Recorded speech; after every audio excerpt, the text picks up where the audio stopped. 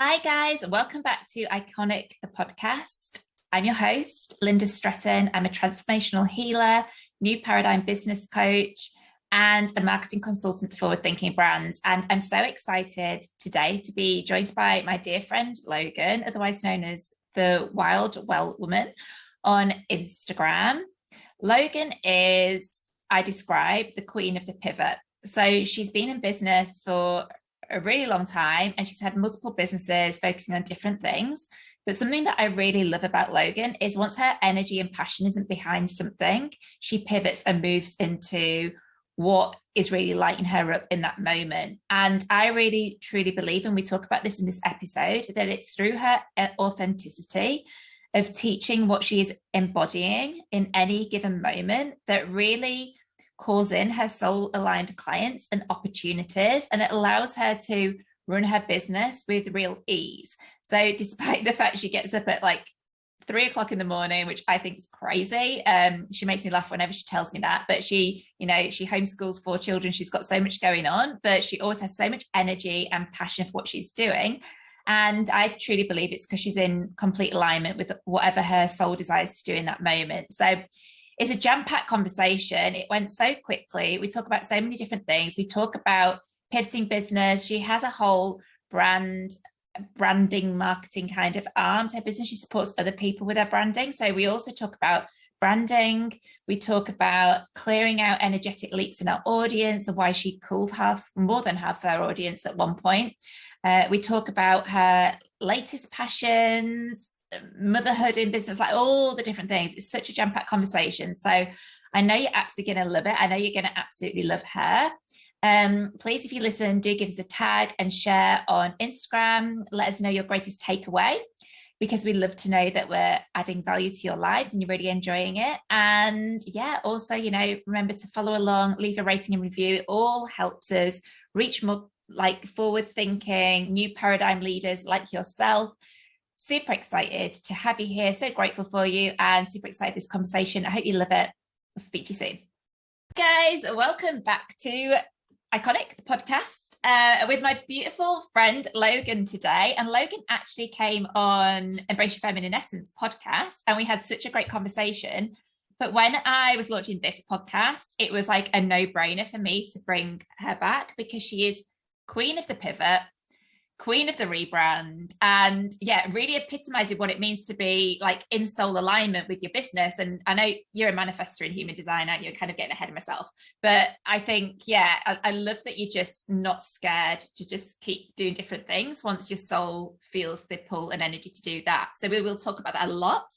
Before we do though, over to you. I'm going to let you introduce yourself and talk a little bit about you. And if you wouldn't mind, tell people a bit about your journey to getting where you are now. Yeah, sure. Thank you. First of all, thank you so much for having me back. Our first conversation was awesome. So I'm really excited to reconnect and do it again. But yeah, guys, I'm Logan. On Instagram, you can find me at the Wyld Woman. And I've kind of shifted into the space where I branded myself as offering wild living for the modern mama. And like she was saying, my brand has shifted and morphed so much. So I'm going to give you like the spark notes, the clip notes version. I started in the online business space in 2015 with a network marketing company called Beachbody. And I did that for 3.5 years until I decided to leave that and start my own thing because I checked all the boxes that you tend to check in the fitness industry, and I got the quote unquote dream body that I always wanted. And I found myself still lacking, like most of us do. You try and fix the external, and then you realize, oh, that wasn't what the problem was to begin with. Anyway, so then I started seeking all these ways to fill whatever void I was experiencing. Like I said, I had like this quote unquote dream body that I had always desired. And I still looked in the mirror and was picking myself apart. And I was like, okay, something's still missing. So I pivoted out of that and into this self-love space. And every time I've pivoted and transitioned in my business, it's been an external embodiment of a pivot that I've made internally. So I should preface with that. Like she was saying, I have kind of like shed and changed a lot. And it's all just been an authentic expression of what was going on internally. So I shifted into that. and did that for a little bit. And then that kind of gradually turned into like this business and marketing, because I found that I had just a natural inclination for branding and design, which is kind of my more business, the more businessy aspect of my entrepreneurial pursuits these days.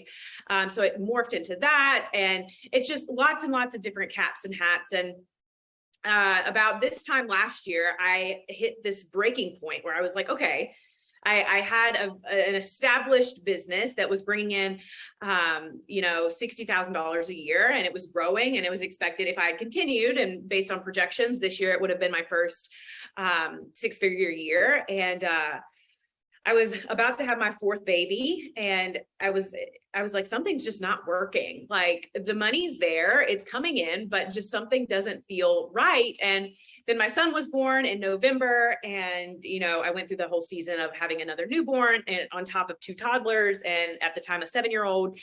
And, so I finally, at the beginning of 2022, decided I'm just going to give myself a break. Like, it's not working. I don't feel good. I was snapping at my children. I had very short temper, and I wasn't, while the money was flowing in my business, every other aspect of my life was lacking. So I got really honest with myself, and I was like, if money weren't a thing, if I weren't focused on trying to do the thing that would make me money, what would I do? And my answer to that had nothing to do with business coaching. And so I was like, okay, all right, so that's telling. And I decided, I think it was February of this year, to break up with business coaching altogether. And like I said, I still do branding and marketing. I still have that, but to like market myself as a business coach, I didn't want to do that anymore. And I gave myself like a 5-6 month window where I was just like, I'm just going to be a mom. I'm just going to pursue whatever interests me. I'm going to, kind of just allow myself to be intuitively and naturally guided by whatever's bringing me pleasure. So I stopped pursuing, money and validation and all of these things. I stopped pursuing that. And I was like, okay, what do I actually care about? What's actually interesting to me? What would actually, be fun for me to explore, and what, just all of that. And it's kind of brought me to where I am right now, which it's honestly things that I've always done for myself, but it was like these things, it was one of those things where they were too close to home for me to think that I could actually utilize them to serve people. I was doing them in my personal life, but then I felt like I needed this extra layer in order to be legitimate. So that's where like the business coaching came on, and, layering all these things on top of me in order to feel valid and in order to feel worthy. And in the 5 to 6 months that I gave myself, I just kind of stripped all of that away. And then I got to this place where I'm just like, I'm leading with what I do in my daily life. I'm leading with what interests me. I'm leading with what, lights me up and makes me excited, which, now looks like I share ritual practices and yoga and breathwork and herbalism and home remedies and things like that, all of which I've coined as Wyld living. So just this radical pursuit of sovereignty in terms of your business, your wellness, and everything, just every aspect of your life, wherever you can reclaim your personal power and your sovereignty. And yeah, it's been a wild ride. So I do that. I have an apothecary. I have a YouTube channel, a podcast, all that good stuff. And then I have a branding and marketing business that just kind of runs itself through word of mouth and referrals. And I'm able to pour all of my energy into the things that truly light me up. And after what I said, I started in 2015. So now we're in 2012, almost a decade of trying to find my thing. And trying on all these different hats and things like that. I'm finally in this place where it's just like, I don't have to try anymore. I just get to be myself. And that feels really, really good. And I that's what I wish, and I pray for everyone who's in the business space, is that you do what just feels like you. You just recognize that you can serve the world and, support yourself and your family just by doing you and just by sharing what lights you up. So that was long. I said I was going to give spark notes, but that was definitely a full version. No, that's brilliant. And actually, yeah, I was just thinking, as you were talking, what we'll do is we'll link to the previous episode that I did on the previous podcast in the show notes, because there is a really long version of the story, and actually it pretty much takes us up to that point, because we were both heavily pregnant when we recorded that together last year. Nice, yeah. We were both about to go on maternity leave, in inverted commas, which neither of us did. But yeah, so you can listen to that as well, and like learn about the bigger story. Also, can I just say, for anyone watching on YouTube with me, if this is so entertaining, because there's a dog behind fast asleep and the cat just walked by, and I'm just like loving. There's so much life happening here all the time. Yeah, I'm loving the animals. But you've kept the children away. Yeah, kids are away. Yeah, the kids are away, because there's a lot of kids as well.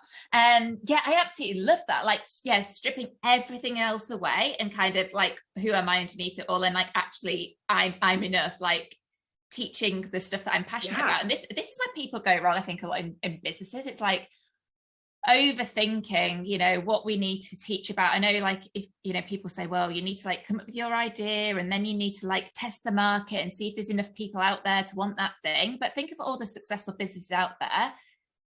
Half of them there wouldn't have been a market at all for, because it was a new concept within the market, and without creating this thing, it would never, you know, Airbnb, you know, before that, nothing like it existed. It's like, test the market. Do people want to go and like get keys for someone's home? Well, probably they're like, oh no, I want to stay in a hotel. But actually, once it comes, it's like, yeah, I want to do that. I know everyone wants to do that. So yeah, I love so much about what you just talked about. And I'm just in my head thinking about which direction to go, because there's so much to talk to you about. So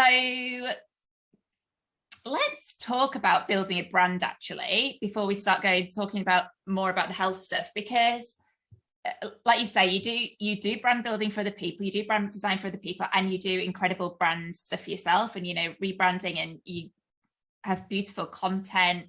And you also, was it about a year ago, when did you do it, where you literally just took away like half or more of your audience? You were just like, got rid of all like the dead weight, so to speak, all that energy, you know, the people that just weren't engaged in stuff. So a couple of things to talk about there already. So many people get hooked on audience size, and people when they're first coming out is thinking, oh, I won't sell anything because my audience is X size.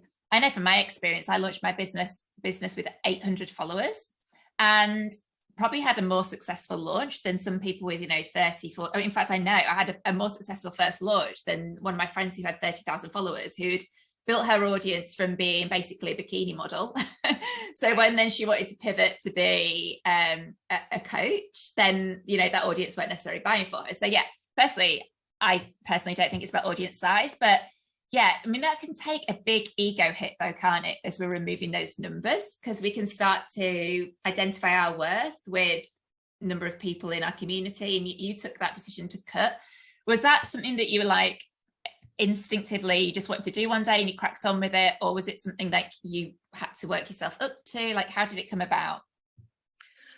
I love that, first of all. So honestly, it was between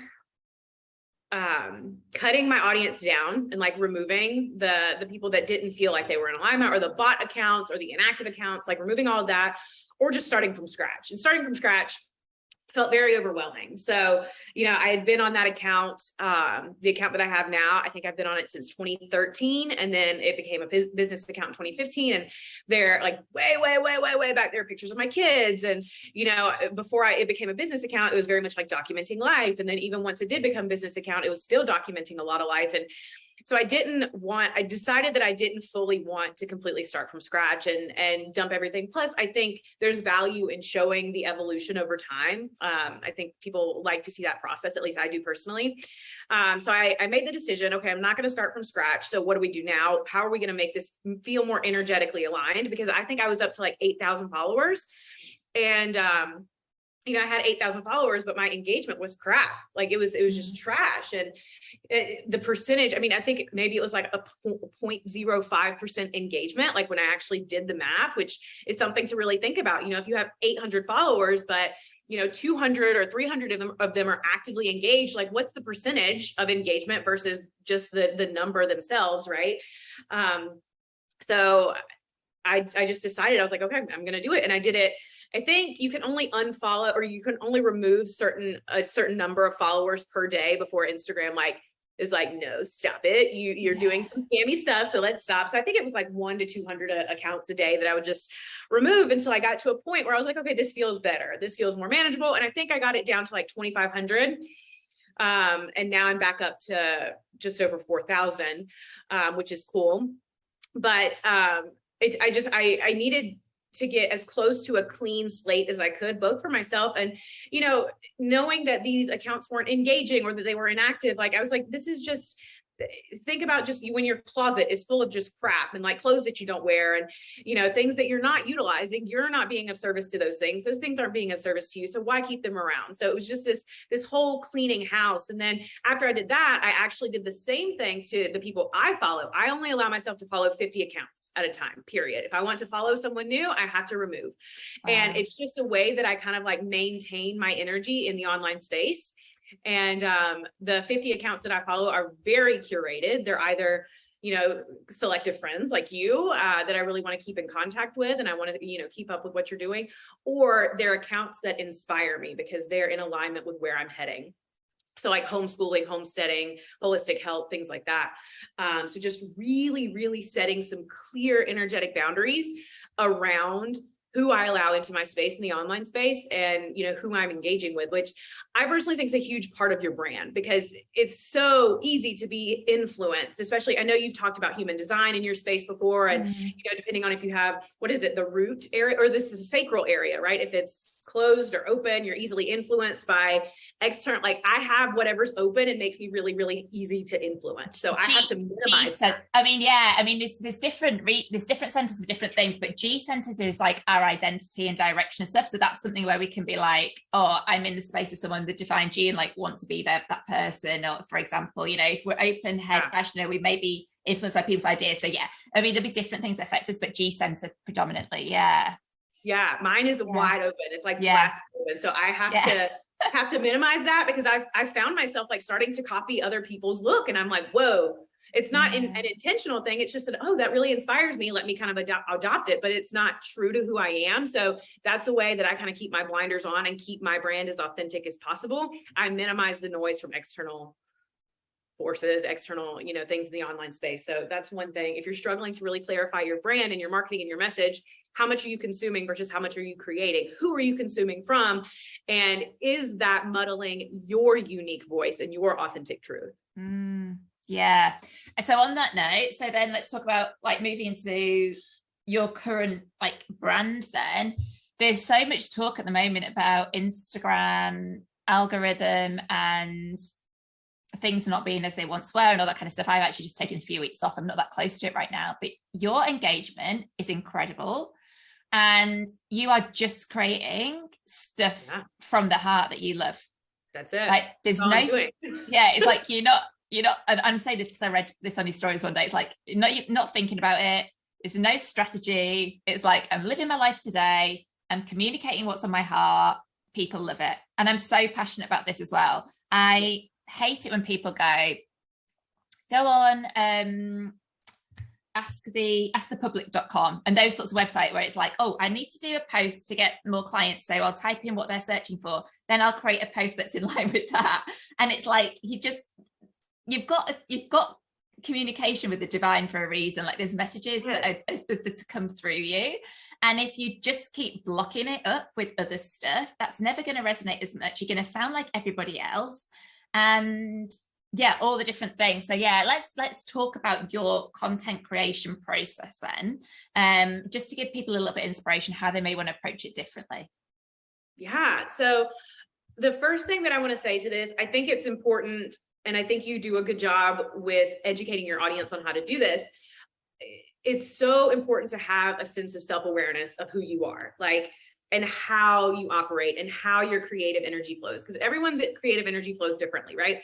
For a long time, I thought that I really, really wanted to have this really strict and regimented content marketing plan. And like, I'm going to post this day and this day, and I want to have all my stuff batched. And, maybe for some people that works great, and for me in my season of life, like logically it makes sense. I've got 4 kids, I homeschool, I have businesses. So it'd be great to have the plan already made and everything's just automated, but that's not how my creative energy flows. Like you said, I'm a manifester. So I get those quick bursts of energy and I have to take action on them. Excuse me. And so the batching content did not work very well for me. It was like, it just became monotonous. And by the time it was time to post something, I didn't care about it anymore. So the energy wasn't behind the content. So then it wasn't really well received and it just wasn't good. So I think the first thing to understand is how you best operate, and not how you want to operate, like working from the ego, but from the soul, like dropping into the soul. How do you receive your most divine and inspired downloads? And if that is in the moment, then how can you create space for that to happen? How can you create space where you have the time to receive those downloads? For me, my creative process happens very early in the morning. I wake up at 3 a.m. I know it's ridiculous. People are always like, oh my God, but I've got 4 kids. I have an 8-year-old, a 3-year-old, a 2-year-old, and a 10-month-old. And it's the only time when my home is silent, and I need that silence just for me personally. That's how I kind of recharge, but that's also the time when I am my most creative. And I'm going to butcher how you say this, Brahma Murata, I think is what it's called, but it's part of the yogic tradition. And it's basically this 45 minutes to an hour before the sun comes up. And it's believed that that's when we create ourselves. So it's also part of my personal spiritual practice to be awake that early, and take the time to decide who, or not really decide / figure out who I am and what I'm creating with my life and my time on this planet. So that's how I do it, is I create the space. Yes, I'm, forfeiting some sleep, but I receive so much during that time that it doesn't feel like a loss. It feels like I'm just filling myself up. And then, during that time, I have a solid 3 hours to myself where it's silent and I can meditate, or I can journal, or I can pull cards, or I can do a movement practice, or, whatever it is. And that's how I have created the space to receive the divine download, so that I can create from the soul and not feel pressured to have this calendar and, to make sure that I'm still able to show up, because I want to show up and I want to show up consistently. And I have things that I want to share, but it just doesn't work for my energy type to create it all in mass and then, just pump it out automatically. So I've had to figure out a way to work with my own energy. So I think that's a big piece to it. Just knowing yourself, knowing how you operate, and then making the necessary adjustments to capitalize on what works best for you. Does that make sense? Yeah, you're so inspiring, because every single day you're on your stories and like you're doing your yoga outside and like the sun's rising, or you're doing like your witchy practices. And like, by the way, Logan referred to herself as a witch in the last podcast. She still identifies as a witch. Yeah, we'll talk about that in a minute then. Yeah, so doing the witchy practices, pulling cards, like you're doing all the different things. And I'm always blown away, because I've only got 2 kids and I'm like, I don't know how you do it. I don't know how you get up at 3 o'clock, but we're not telling anybody they need to get up at 3 o'clock. All Logan's saying is find that time in your day. Find that time in your day. What works for you. Yeah. I find that's worked for me as well, is creating content in the morning. And I know people say I almost do it before the morning routine. And I know a lot of people say you should do the morning routine first and then do the content later, but it's actually the time when I've got stuff coming to me and I want to create it. And I don't create and post straight away. I tend to post later when my little one's napping and I've got a bit of space. But yeah, I've played with loads of different things. Like sometimes I will have like on the weekend, my husband takes the kids and I'll get some time to myself. And sometimes I will just like churn out bare bones of a few different posts if there's certain subjects in my mind. But before I post them, I'll always come back and just tweak them in the current energy. So it's not going out with like the old energy, it's coming in with new energy and, and sort of reflavoring it with the creative, etc. So yeah. I love that. And I think what's at the core of what you just said, and then what I was saying, is you just have to find what works for you. Like a huge lesson that I'm working on integrating right now is like, you get to do it however works for you. Mm-hmm. And I think we forget that, or, we become really self-conscious and concerned that we're not doing it right, because there's so much noise in the online space right now about what you should do and how you should do it. And you need like all of these pieces in your morning routine, and you need to meditate before you create. Like, no, there's no one size fits all to anything in life. Like, so like, that has just been massive for me here lately, as someone who's like, sorry, that was just my computer just made a noise. I don't know if I picked that up. But, you know, I think a lot of us have this people pleasing conditioning. And then I have this underlying conditioning of being an overachiever and, you know, go, go, go, go, go. So we think that we have to do certain things in order to be worthy and successful. And, you know, then we end up boxing ourselves in, when really, like, true freedom comes from just stripping all of the shoulds away and all of the conditioning away and allowing yourself to genuinely show up in your energy, like, as yourself. Like that, I'm convinced, after everything that I've gone through over the last almost 10 years in business, the secret to success and happiness is to just be yourself. Just show up the way that feels the most in alignment with your soul and with your energy. But the trick is figuring that out, because there's so much noise about what it should look like. So we have to do the internal work to develop the self-awareness to know our truth, and the work to feel safe in showing up in that truth. It's like this two-pronged thing. At least that's what it's been like for me. Yeah. And I love something you've been talking about recently as well, which is this, like, the money goals. And so many, like, business people at the moment just talking about money, money, money all the time. And I was feeling, I went through that phase, like a lot of people do, where you suddenly start following people who are, like, massively financially successful. We're talking like 100K plus months up to like 1,000,000K plus months. And it's like being inspired. And yes, it's great to be inspired by this. But the reality is, like, I have no desire to have £1 million months, $1 million months. Like, what on earth am I going to do with that money, other than, like, yeah. I mean, maybe we give it all away to charity and change the world. But, like, so we don't all have to have the same desire. We don't all have to desire even like 10K months. I had a client who's just like, I am rocking £2,000 months consistently is life-changing for me, because I've been a full-time mum for 8 years. I've never had my own money. Everything I've ever wanted to buy, I've had to, like, take money off my partner. If I have £2,000 a month and I don't have to work very much because I've got my kids and blah, blah, blah, blah, it's like, don't want to do that much work, but want this, that's going to literally change my life. And I think that's the other thing about discerning actually what's right for you versus, not getting, like, taken away with all these people who want all this, you know, crazy money just so they can buy designer handbags and shoes and go out for dinner every night, expensive places. If you don't want those things, and there's nothing to say there's anything wrong with those things if you do want those things, but if you don't want those things, like, be clear where the money's going to go when you get it, and decide what's right for you as well.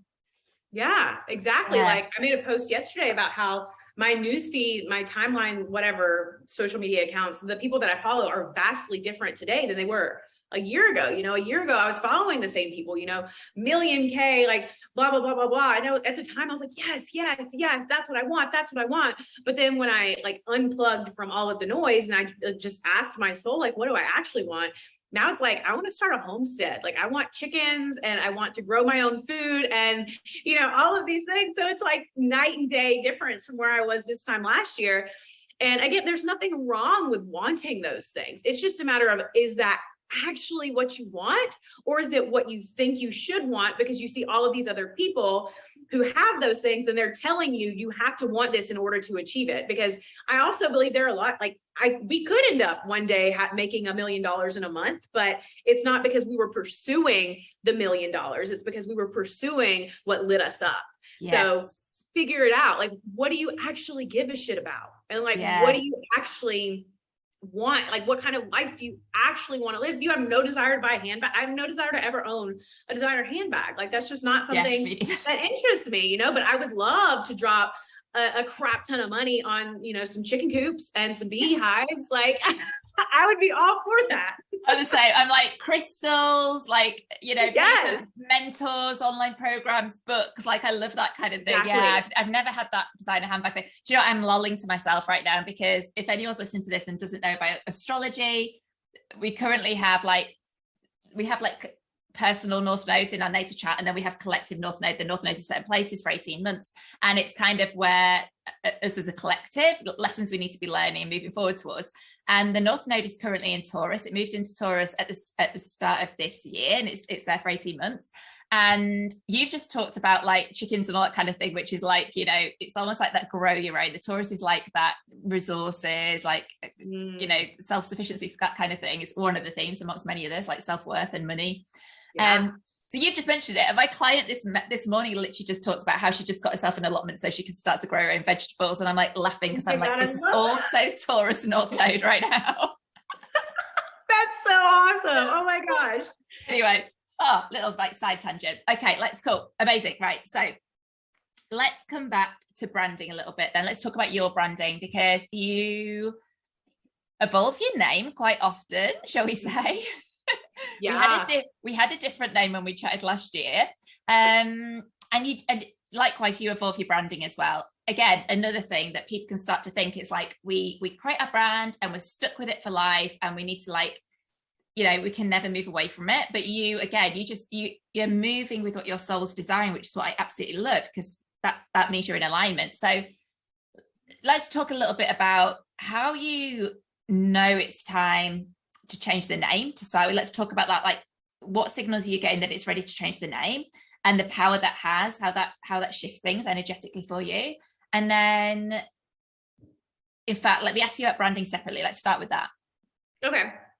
Yeah. So I kind of briefly touched on this in my little intro segment, but every evolution so my experience in business has very much been just my growth, and I've just chosen to do it on the internet in front of other people. And so I feel like from the outside looking in, it can oftentimes look a bit chaotic, but it's literally just me evolving as a human being, and I'm just like putting it on the internet. And it's like my business is an embodiment, because I've also found that, I can't personally like endorse something, whether it's through my business or I'm, doing an affiliate or something like that I don't feel excited about. I don't know if that's part of my manifestor design or what, but if it doesn't feel right in the moment, then I can't do it. So that's very much what my multiple pivots and my evolution in business has been. It's just been a soul evolution, and my process of like figuring out, peeling back the layers and figuring out who I am. And so my name changes, this most recent name change, I went from I am Logan Ourelia, which is just my name, to the Wyld Well Woman.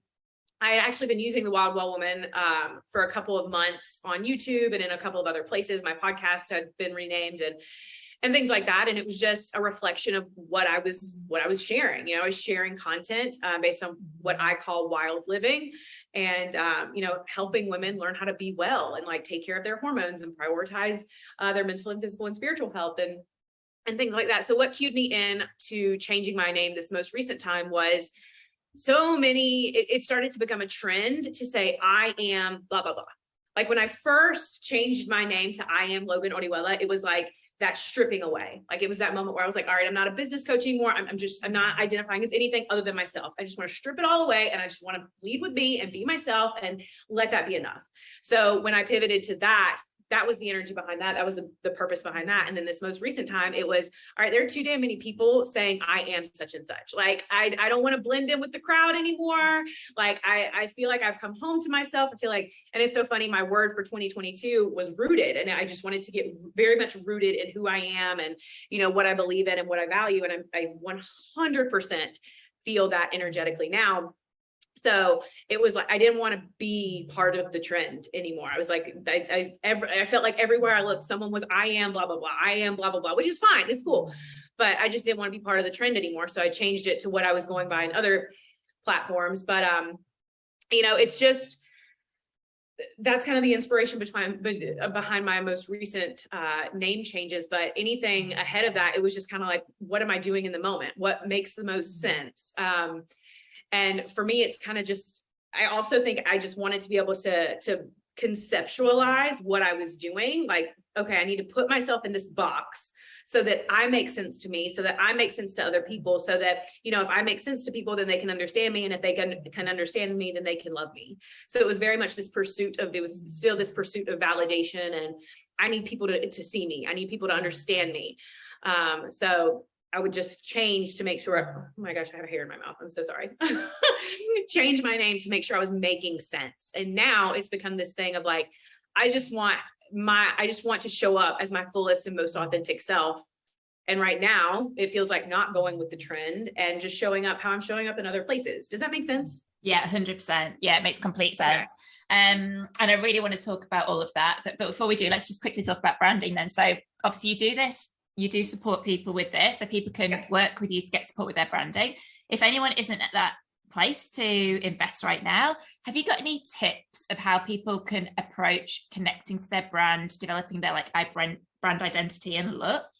It could be something that if people, I think a lot of people come into this business space like with a qualification in a certain area, and they're really good at that and they're really passionate about that, and then as soon as they start to think, oh, but I need to be a marketeer of all of a sudden, I need to like do these different things, they become overwhelmed. It's like, where do we start? So any tips for like creating their own brand?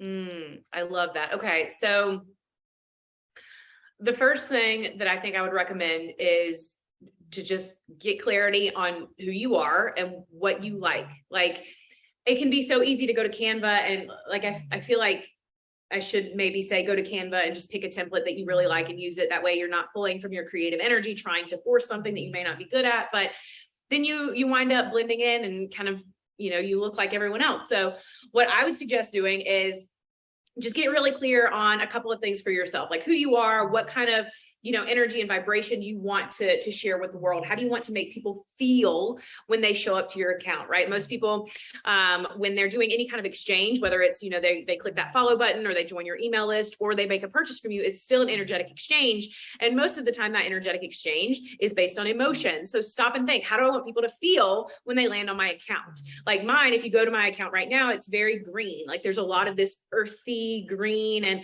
when people land on my account, I want them to feel at home. Like I want it to feel welcoming. I want it to feel warm and just this earthy feeling. So then I was like, okay, what kind of design choices can I create that would naturally lead to that? And green just happens to be my favorite color. I have a green dress on right now. So getting really clear on the things that you value, the things that you like, and the emotion that you want to create within your audience. And then once you have that kind of clarity, some kind of preliminary clarity behind your brand, because it really should be you leading with the energy, like what kind of energetic imprint do you want to have on people? And then ask yourself, what visual elements will contribute to that? What colors, what symbols? Do I want a really bold font? Do I really want a softer font?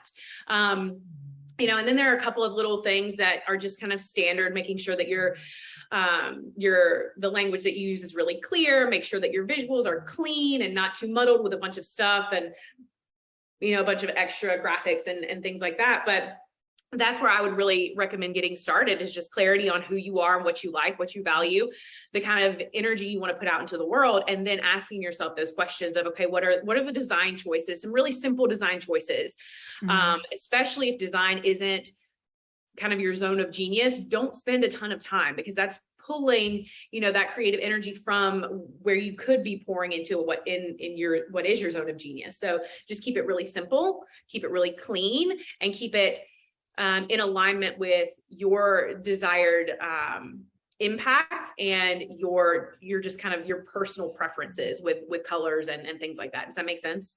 Yeah, I'm so glad you said that, because again, this is another thing that people get tripped up thinking that they need to create branding for the soulmate client, rather than realizing that the branding is like a personal extension of us. It's how our energy transmits into the world. It's how people feel us. And like you say, how we make them feel when they're interacting with us. So it's not about worrying about what they want. It's like what you want. What do you want to put out there? How do you want to make people feel when they interact with you? And that impacts the color, the fonts, the messages, all the different things. So I'm so glad you said that. Guys, if you heard some like funny noises in the back, I think it's the dog breathing. She's stopped now. She's asleep. So if you're like, this is some heavy breathing background, I think it's a dog. I might have picked it up, but just in case. Amazing. Thank you so much for that. Right. I want to talk about the current business then. I want to talk about some of the things you're doing. Absolutely obsessed with everything you're doing. I know that you're currently doing your like natural remedy series, because I saw your oregano oil you're making the other day and all that kind of thing. And I just, I love it all. And even this evolution into what you're doing now, like you say, this has been a bit of an evolution, because you started off doing like the yoga, didn't you? And then started really educating women on like women's health and how we're like different to men and our hormones, and starting drawing attention to these signs and symptoms aren't normal. like, and as women, we just put up with so much and all that kind of thing. And yeah, I love that you're like slowly evolving and you're so multifaceted as well. Like you say, like you're really passionate about homeschooling, you're passionate about X, Y, Z and these different things, and you kind of bring it all in. So yeah, I know you touched it at the start, but let's talk a bit more about what you're doing at the moment, what your greatest passions and all the things. Yeah. So right now, I've mentioned it a couple of times, but it's this concept called wild living, and it's wild with a Y, and it's all about reclaiming your personal power and sovereignty on every single level. And it's really been inspired. I don't want to get political or anything like that, but it's really been inspired by, you know, what's happened in our world over the last several years. And, you know, I personally, like I said, every time I've pivoted in my business, it's been a reflection of what I'm doing, like what I'm experiencing internally. And, you know, I just have had this massive call to take radical responsibility for my health. And that means educating myself. So then I started, you know, learning more about my hormones, and I received a certification to be a women's hormone coach, and you know, reading all the books and learning all the things. And that kind of led me into more natural and holistic remedies, which is where I am right now. And I'm in an herbalism course right now, and to be a certified herbalist. And, you know, then like yoga has always been a part of my practice. I've been doing yoga for a decade now. And so it's just all been this reflection. Now it's this external reflection of my response to what's been going on in our world for the last several years. And, you know, the pull to just be radically sovereign. Like I'm not dependent on these things and these systems, and I don't need to be, because I can supply that for myself. I have the awareness. And, you know, once I felt like I had mastered that awareness, that's when I was like, okay, other women need to know this. Like other women need to know that, you know, burning the candle at both ends is like destroying your hormones. And that's why your periods are really heavy. And you don't have to go and get on the birth control pill to fix it. You can, you know, do these little lifestyle shifts, and you can drink some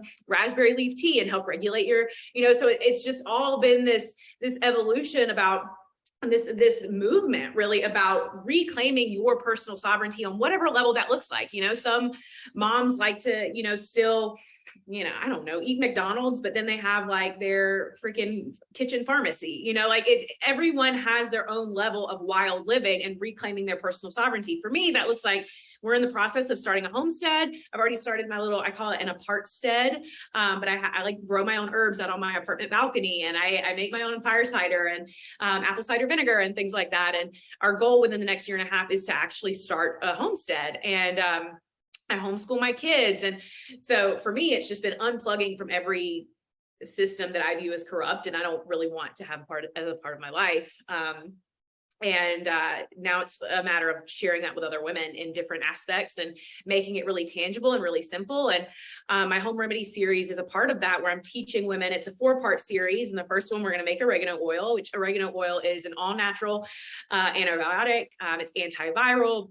Thousands and thousands of years it's been used to fight colds and flus and parasite infections and things like that. So we're going to make oregano oil, and then we're going to make fire cider, which is basically a hot toddy, but instead of with alcohol, it's with herbs. And it's great for colds and flus and coughs. And then we're also going to make a flu away tincture, which is where you infuse herbs in alcohol, and you know, you pull out their constituents and you turn it into medicine.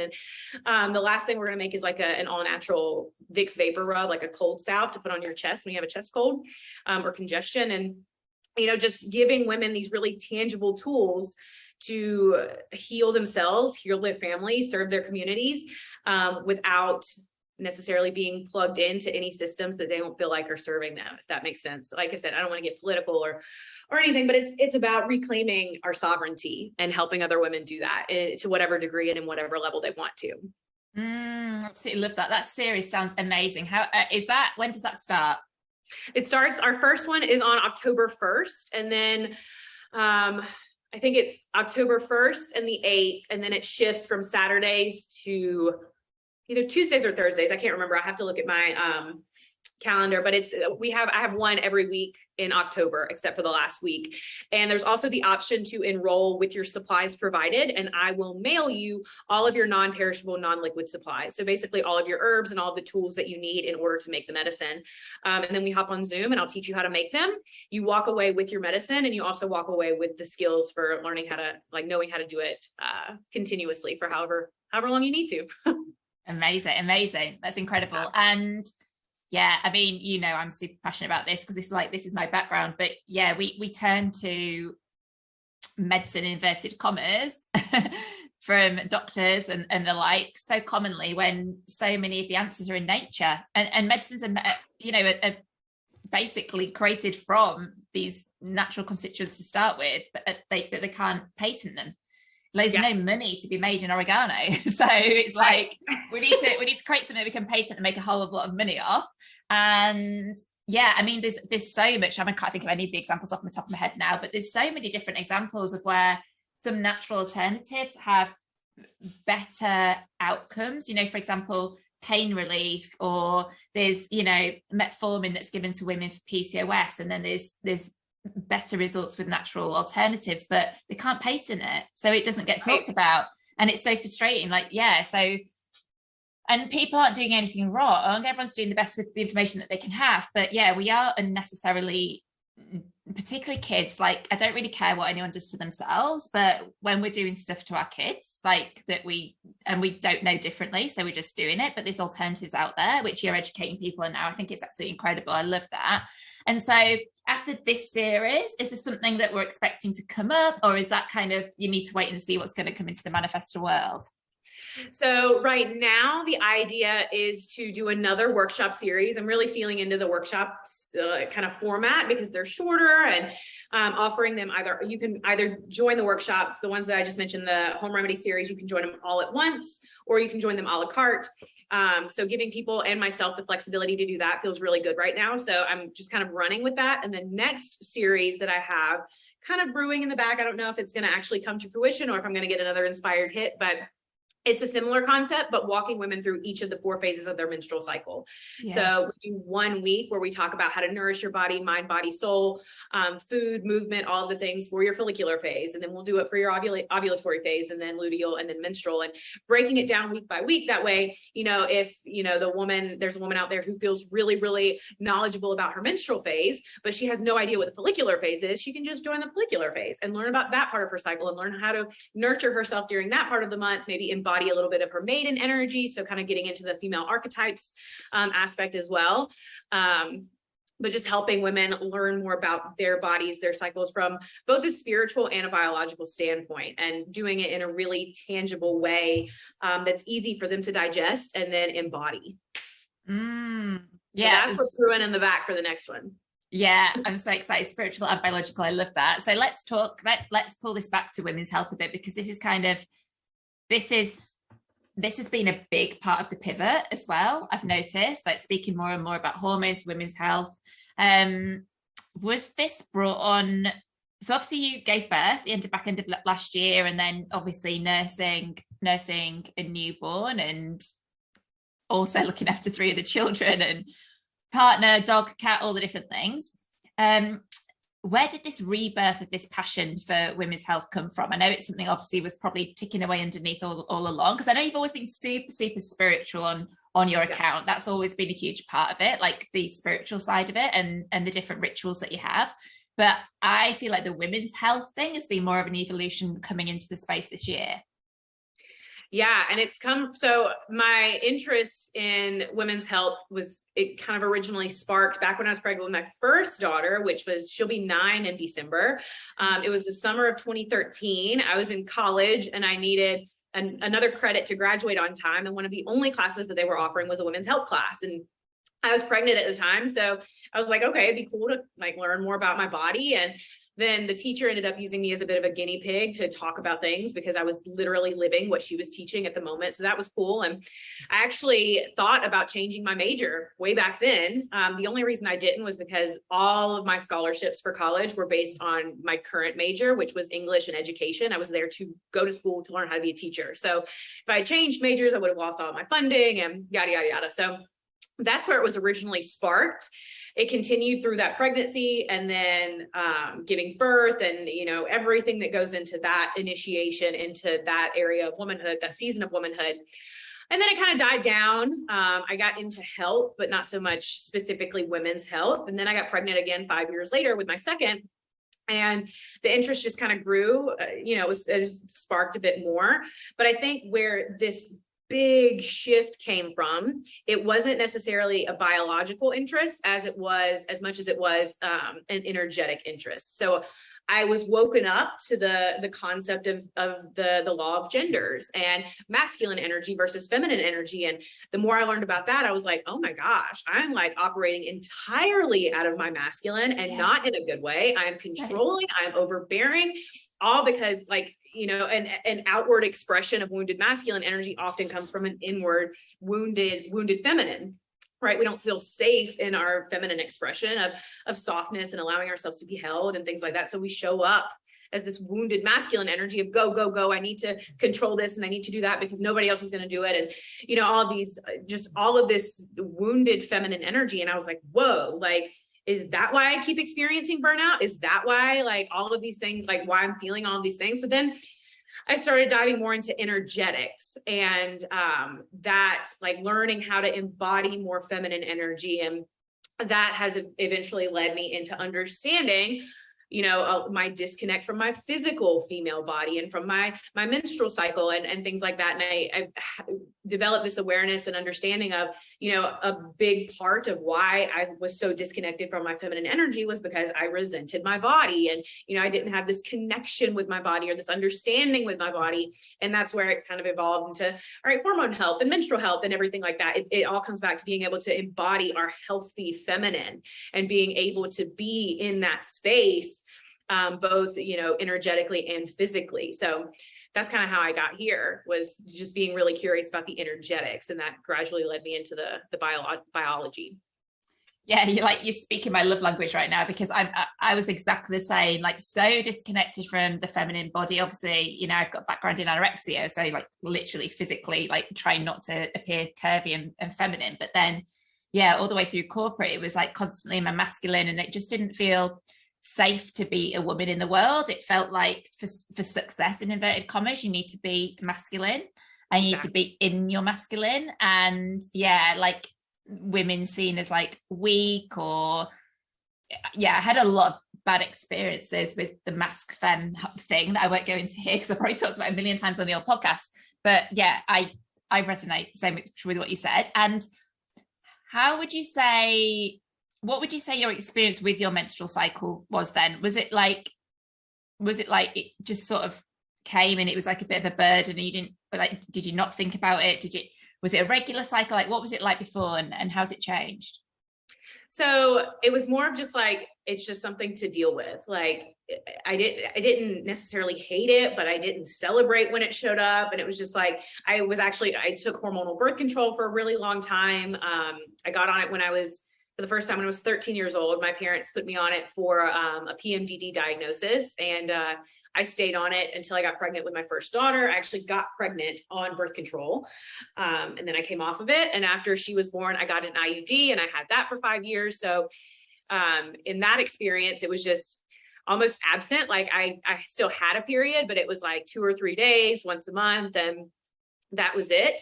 And so it was just this kind of this disconnect. There was no, like I said, I didn't hate it, but I didn't love it. And I didn't see it as a source of power or anything like that. Mm-hmm. It was just this part of me that was just kind of there.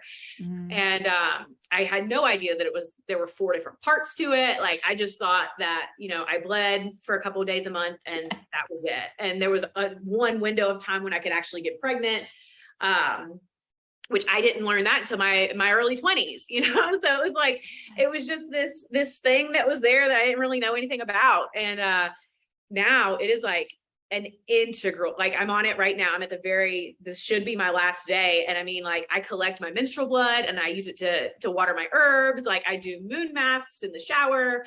I create a little mini moon time altar that goes on my bigger altar. It's a very integral part of who I am. And almost every day you can watch my stories and I put somewhere, and it's not for my viewers, it's more for me, like what day of my cycle I'm on. And it's just to have that awareness and, to know, okay, I'm in my ovulatory phase. That's why I'm feeling this surge of energy. Okay, I'm towards the end of my luteal phase. This is why I'm feeling a little more tired. And, why I don't want to do my workout today. And, just to kind of maintain that sense of awareness and hopefully, pique some curiosity for people and, inspire them to maybe track their own and develop that sense of awareness for themselves, because that's been a huge part of my healing, and just understanding what my body's doing, when and why. Because when you're conditioned, like you were just speaking about, to think that you should be able to show up 150% every single day. And if you don't, then you're a failure and you're not a meaningful contributor to society. And when we're conditioned to think we should be able to show up like men,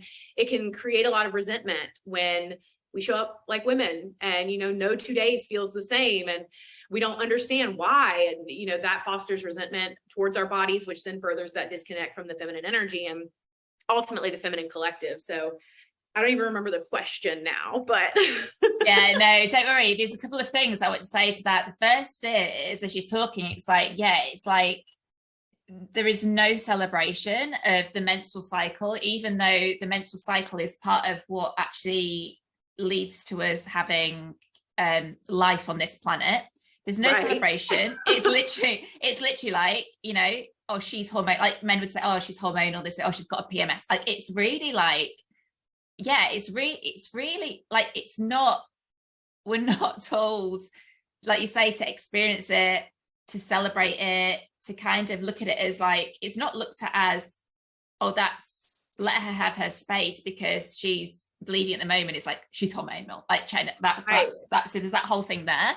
But I also would say this before, and I think I forgot, so I'm going to say it because you've just mentioned it, but I think talking about authenticity, I think you said earlier about like, oh, changing, I'm not sure what this is. And it's like, for me, you're just so authentic. It's like you live into whatever's feeling the fire inside of you, like whether that's a name, whether that's branding, whether that's what you want to talk about, but then also showing on your stories every day. Like, it's something that way back when we first connected a couple of years ago, when you were running a different business at the time, but not only did you give so much value in your stories, because you were like constantly educating in there, and like we're talking a lot. We're not just saying you just put a few words on slides. You do essays on stories. And like, there's a lot on there. And I used to learn so much from you. I found it so valuable.